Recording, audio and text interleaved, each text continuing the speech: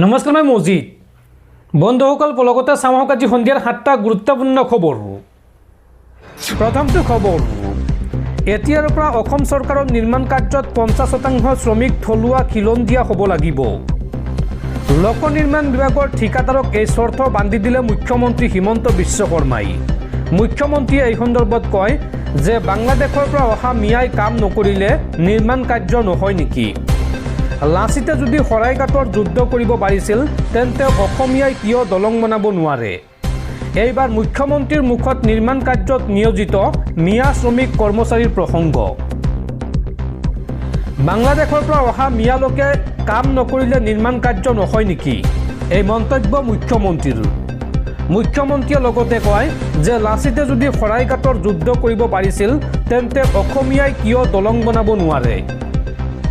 এতিয়াৰ পৰা অসম চৰকাৰৰ নিৰ্মাণ কাৰ্যত 50% শ্ৰমিক থলুৱা আৰু খিলঞ্জীয়া হ'ব লাগিব।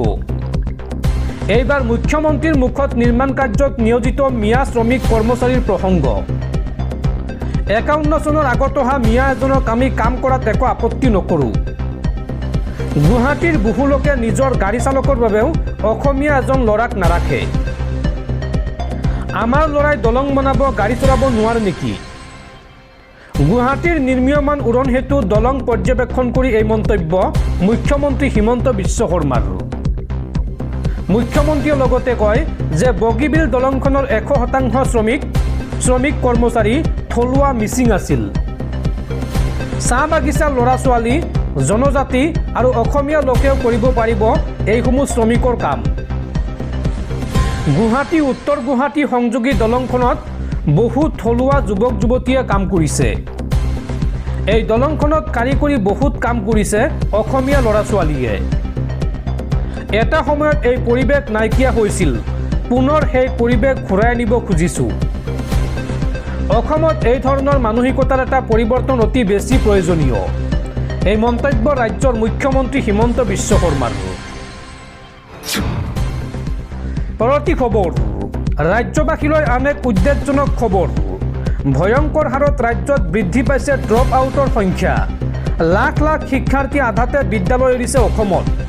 2025-26 বৰ্ষত 1.50 লাখ শিক্ষাৰ্থী এৰিলে বিদ্যালয়। শেহতীয়াকৈ প্ৰকাশ পাইছে এই চাঞ্চল্যকৰ তথ্য। ৰাজ্যত ভয়ংকৰ হাৰত বৃদ্ধি পাইছে ড্ৰপ আউটৰ সংখ্যা। পোহৰলৈ আহিছে ৰাজ্য চৰকাৰৰ পূৰ্বৰ তুলনাত ড্ৰপ আউটৰ হাৰ হ্ৰাস পোৱা বুলি কৰা দাবীৰ বিপৰীত দৃশ্য। নিযুত মইনা আঁচনি, নিযুত বাবু আঁচনিয়েও ৰুধিব পৰা নাই ড্ৰপ আউটৰ সমস্যা। 2025-26 শিক্ষাবৰ্ষত ৰাজ্যত 1,50,906 জন শিক্ষাৰ্থীয়ে আধাতে এৰিলে বিদ্যালয়। 1.5 লক্ষাধিক বিদ্যালয় বহিৰ্ভূত শিক্ষাৰ্থীৰ ভিতৰত 57,409 গৰাকী হৈছে ছাত্ৰী। ইফালে ৰাজ্যৰ চৰকাৰী প্ৰাধিকৃত মহাবিদ্যালয়সমূহত 90,000ৰ ভিতৰত 28,000 জনে এৰিলে শিক্ষানুষ্ঠান। 2025-26 শিক্ষাবৰ্ষত এই শিক্ষাৰ্থীসকলে স্নাতক পাঠ্যক্ৰমত বিনামূলীয়াকৈ কৰিছিল নামভৰ্তি। কিন্তু মাত্ৰ 6 মাহৰ ভিতৰতে 28,000 শিক্ষাৰ্থী আধাতে এৰিলে মহাবিদ্যালয়। ৰাজ্যৰ শিক্ষাখণ্ডত হোৱা এই লক্ষাধিক ড্ৰপ আউটৰ সংখ্যাই উদ্বিগ্ন কৰি তুলিছে ৰাজ্যবাসীক। পৰৱৰ্তী খবৰ, অসমত ভোটাৰ তালিকাৰ বিশেষ সংশোধন চমুকৈ এছআৰৰ নামত ফৰ্ম 7ৰ অপব্যৱহাৰৰ অভিযোগ। এই সন্দৰ্ভত উচ্চতম ন্যায়ালয়ৰ মুখ্য ন্যায়াধীশলৈ নিজাববীয়াকৈ ব্যৱস্থা গ্ৰহণৰ আহ্বানেৰে পত্ৰ প্ৰেৰণ বিৰোধী দলপতি দেৱব্ৰত শইকীয়াৰ। ভোটাধিকাৰৰ গণতান্ত্ৰিক অধিকাৰক সুৰক্ষা দিয়াৰ আহ্বান বিধানসভাৰ বিৰোধী দলপতি দেৱব্ৰত শইকীয়াৰ। এই সন্দৰ্ভত উচ্চতম ন্যায়ালয়ৰ মুখ্য ন্যায়াধীশলৈ পত্ৰ প্ৰেৰণ কৰিছে দেৱব্ৰত শইকীয়াই। দৰ্শকসকল, আৰু বহুতো গুৰুত্বপূৰ্ণ খবৰ আছে। তাৰ আগতে আপোনাক জনাওঁ যে যদি আপুনি এতিয়ালৈকে এইটো ভিডিঅ'ত লাইক কৰা নাই তেন্তে এতিয়াই ভিডিঅ'টোত লাইক কৰি দিয়ক। আৰু এনেকুৱা ধৰণৰ ভিডিঅ'সমূহ নিতৌ চাবলৈ চেনেলটো ছাবস্ক্ৰাইব কৰি কাষত থকা বেল আইকনটো প্ৰেছ কৰি ৰাখক। পৰৱৰ্তী খবৰ, পুনৰ মিয়া যুৱকৰ ধৰ্ষণৰ বলি ওদালগুৰিৰ 2 হিন্দু যুৱতী। গুৱাহাটীলৈ ফুচুলাই নি ধৰ্ষণ 2 কিশোৰীক। আৰু ধৰ্ষণ কৰাৰ অভিযোগত ওদালগুৰি আৰক্ষীয়ে গ্ৰেপ্তাৰ কৰে অভিযুক্ত আইনুল আলী আৰু ইকবাল হুছেইনক। আৰু লগতে ওদালগুৰি আৰক্ষীয়ে গুৱাহাটীৰ পৰা উদ্ধাৰ কৰে 2 কিশোৰীক। পৰৱৰ্তী খবৰ, আমি কিছুদিনৰ পাছত এটা ৱেবছাইট মুকলি কৰিম আৰু সেই ৱেবছাইটত জিলাসমূহত হিমন্ত বিশ্ব শৰ্মাৰ পত্নীয়ে য'ত য'ত মাটি ক্ৰয় কৰিছে তাৰ তথ্য দাখিল কৰিব পাৰিব আৰু সেই তথ্য আমি ৰাজহুৱা কৰিম। পৰৱৰ্তী দিনত কংগ্ৰেছ চৰকাৰ আহিলে সেই মাটি কাঢ়ি আনি দুখীয়া ৰাইজৰ মাজত আমি বিতৰণ কৰি দিম। এই ঘোষণা অসম প্ৰদেশ কংগ্ৰেছৰ সভাপতি গৌৰৱ গগৈৰ।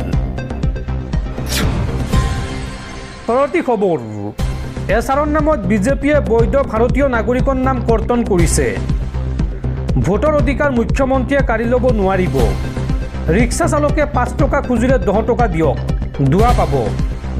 এছাৰৰ বিসংগতি আৰু মুখ্যমন্ত্ৰীৰ মন্তব্যক লৈ এইবাৰ সৰব হৈ পৰিছে AIUDFৰ বিধায়ক আশ্ৰাফুল হুছেইন।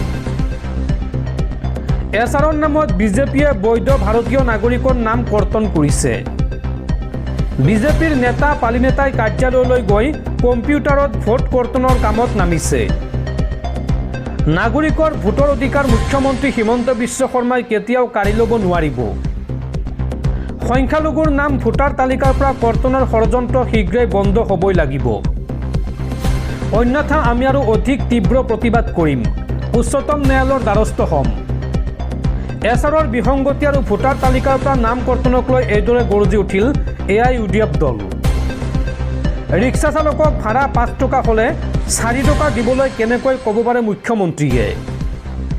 মুখ্যমন্ত্ৰী হিমন্ত বিশ্ব শৰ্মাৰ নৈতিকতাৰ স্খলন ঘটিছে, সেইবাবে এইবোৰ কৈছে। বিজেপি চৰকাৰ মুখ্যমন্ত্ৰীক হুংকাৰ দি এই সকিয়নি AIUDFৰ বিধায়ক আশ্ৰাফুল হুছেইনৰ। কোনজন মানুহে নিজৰ বিবেকেৰে এইবোৰ কথা ক'ব পাৰে? দুখীয়া মানুহ যদি কোনোৱে 5 টকা খুজিছে তেন্তে 10 টকা দিয়ক। এনে কাম কৰিলেহে আশীৰ্বাদ পাব, তেখেতৰ পৰা দুৱা পাব। হাজাৰ হাজাৰ লোকে শুনানিৰ বাবে শাৰী পাতি দিন ৰাতি একাকাৰ কৰিছে। অভিযোগ দিয়া আপত্তি কৰাসকল কোন সেই কথা কোনেও নাজানে। মুখ্যমন্ত্ৰী হিমন্ত বিশ্ব শৰ্মাৰ এই ষড়যন্ত্ৰ আমি AIUDF দলে কেতিয়াও সফল হ'বলৈ নিদিওঁ। এই হুংকাৰ AIUDFৰ বিধায়ক আশ্ৰাফুল হুছেইনৰ। পৰৱৰ্তী খবৰ, আধাৰ কাৰ্ডৰ গৰাকীলৈ জৰুৰী খবৰ। মুকলি হ'ল নতুন আধাৰ এপ। এতিয়াৰ পৰা ঘৰত বহি আপুনি মোবাইল নম্বৰ সলনি, ঠিকনা আদি সলনি কৰিব পাৰিব। কিন্তু কেনেকৈ কৰিব চাই লওক সমগ্ৰ প্ৰক্ৰিয়া। মুকলি হ'ল নতুন আধাৰ এপ। আধাৰ সম্পৰ্কীয় যিকোনো কাম মুহূৰ্তৰ ভিতৰতে ঘৰত বহি কৰিব পাৰিব আপুনি। ফোন নম্বৰ সলনি, ঠিকনা সলনি এই সকলোবোৰ কৰিব পাৰিব এই এপত। আধাৰ কাৰ্ডৰ সমস্যাক লৈ এতিয়া আৰু চিন্তা নাই। কিদৰে কৰিব এই কাম চাই লওঁ আহক। তাৰ বাবে আপুনি প্ৰথমতে মোবাইলত ইনষ্টল কৰক নতুন আধাৰ এপ। প্লে ষ্টৰত আপুনি চাৰ্চ কৰক নিউ আধাৰ এপ বুলি, আৰু এই এপ অন কৰাৰ পিছতে হোম পেজত আপুনি ৰেজিষ্টাৰ কৰিব লাগিব মোবাইল নম্বৰ। ইয়াৰ পাছত আপুনি সংশোধন কৰিব বিচৰা অপশ্যনত ক্লিক কৰক। অৰ্থাৎ বহুকেইটা অপশ্যন থাকিব, যিটো আপুনি চেঞ্জ কৰিব বিচাৰে বা সংশোধন কৰিব বিচাৰে সেইটোত ক্লিক কৰিব লাগিব।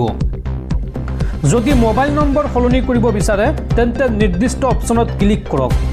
আৰু ইয়াৰ বাবে 3টা প্ৰক্ৰিয়া থাকিব।